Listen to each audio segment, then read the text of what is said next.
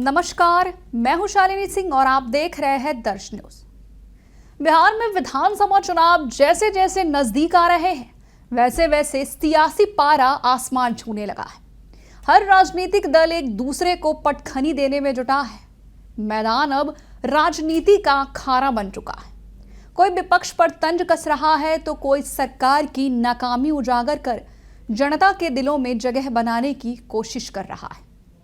इसी बीच नेता प्रतिपक्ष तेजस्वी यादव ने एक ऐसा बयान दे डाला है जिससे एनडीए और खासकर नीतीश मोदी सरकार की नींद उड़ चुकी है। तेजस्वी यादव ने ट्विटर पर एक पोस्ट के जरिए पटना यूनिवर्सिटी और शिक्षा व्यवस्था को लेकर बड़ा हमला बोला है। उन्होंने दावा किया है कि 20 साल पहले पटना यूनिवर्सिटी में 70 वोकेशनल कोर्स चलते थे, लेकिन एनडीए सरकार के शासन में अब सिर्फ 14 बचे हैं, यानी कि 56 कोर्स बंद हो चुके हैं।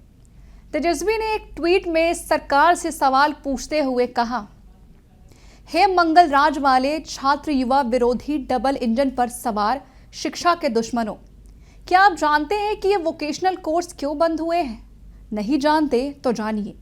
नियमित शिक्षकों की कमी, लैब और लाइब्रेरी की कमी, पुस्तकों की कमी, लाइब्रेरियन की कमी, सुविधाओं की कमी, महंगी फीस, प्लेसमेंट की कमी, प्लेसमेंट सेल की कोई व्यवस्था नहीं, जगह की कमी तथा सरकारी अनुदान की कमी सहित अनेकों कारणों की वजह से 108 वर्ष पुरानी पटना यूनिवर्सिटी को बीजेपी और नीतीश सरकार ने बर्बाद कर दिया है।